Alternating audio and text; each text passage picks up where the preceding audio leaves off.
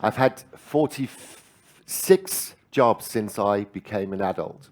And one of them turned out to be very important. And that was the one that I'm going to tell you about. Because in the fall of 2014, something very out of the ordinary happened in my hometown, which is in the very north of Denmark, as far from the capital city of Copenhagen as you can get. Not a lot of things happen up there. So that was why when we found out, we, the local people, that 485 asylum seekers were to be placed in an asylum center just outside the city border, we were surprised. And they were looking for people, staff. And I applied. I'm a curious man. And I was wondering, how will this turn out? So we were told by our boss that we would get like 4 weeks of preparation. We had no experience. We were 4 people hired. It was a farmer, an electrician, a masonry man, and myself. But after 2 days, and that's how the asylum system was working in Denmark at that time, it was chaos. After 2 days, the first bus came, and we were totally unprepared. They were to be housed in very small huts that had been built in the early 90s when we had the war in the Balkans. And they hadn't really been taken care of ever since. So the wind was just running through, and all the people who came, they came from 25 different nations, and they were cramped in a very, very short amount of space. So very quickly I realized, wow, we need to have a shared room where everybody can get out of that claustrophobia. And the boss was reluctant because we didn't have any space. But one room was available if we took out all the cardboard boxes. And that was an old storage room. And we were allowed to do that. So we emptied the room and we said, now this is the cafe here at the asylum center. Who would like to join in running the cafe? And at an asylum center, at least in Denmark, there aren't any activities at all. There are perhaps 2. You have to do some cleaning and you have to learn Danish. So when you asked out in the big wide open, would anyone like to help run a cafe for all of us? Phew! Everybody wanted to take part. It was magic, easy. We had a used coffee machine. That was all the interior we had when it opened. That was perfect. And we also decided that we would have one rule: coffee should always be for free. How could we do that? Because as a staff member, you were miserably paid. And all the asylum seekers, they were broke. So we had to get local help. So I made a post on Facebook asking people, would you like to help come run this cafe? And then we'll form a little Facebook group, and we'll call it the Friendly Citizens, Venligborgerne. And that's what we did. And who were invited to be a member of the group? Of course, the 485 asylum seekers. So now we had, from day one, a very big international Facebook group inside very tiny northern part of Denmark. That was cool in itself. And people were interested. So not a lot of people. Many people were reluctant. Whoa, what's that? But some came.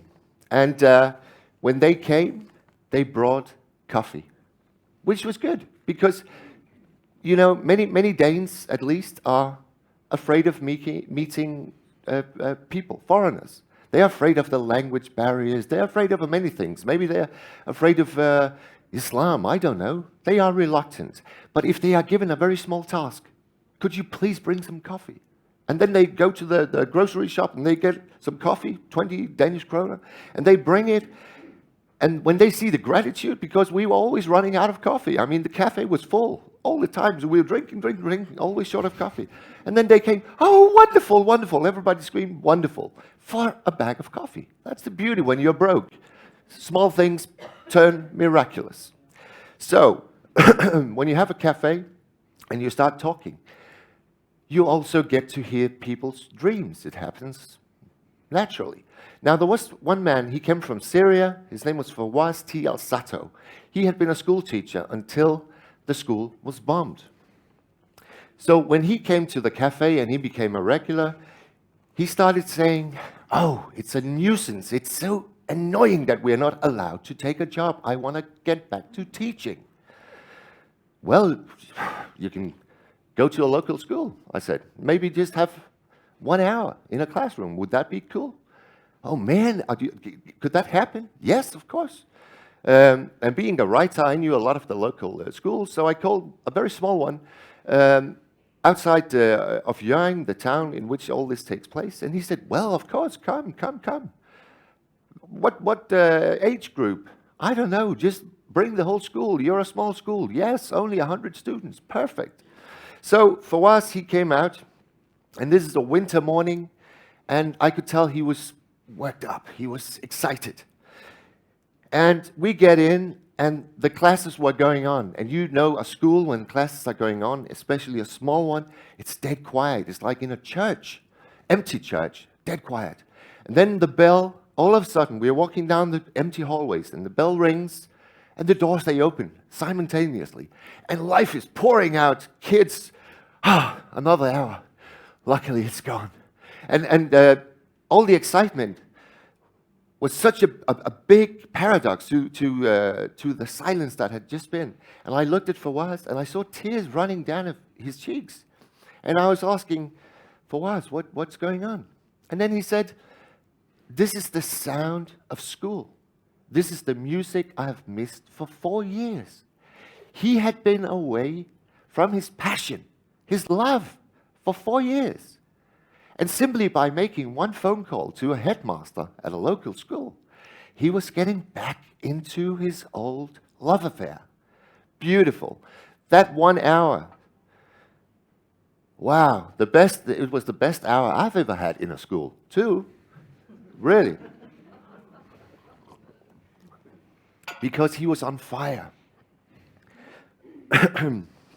Now, remember Facebook. We had a little Facebook group.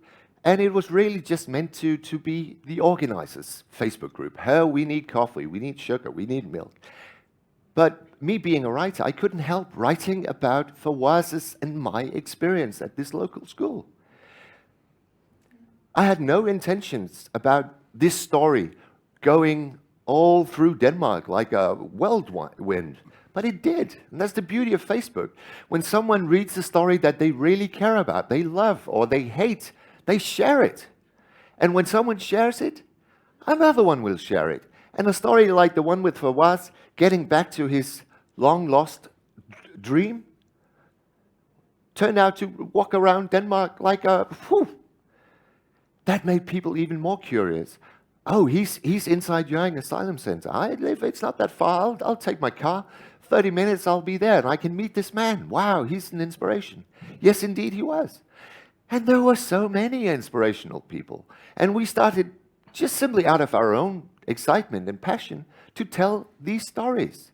Because they didn't have the Danish language yet to do it themselves. So we became like spokespersons for other people's inspirational stories. What happened when Fawaz was given residency? Well, he was moved to another. He had hoped he would get to Copenhagen. Almost every asylum seeker, they want that. Oh, that's the big city where all things are happening.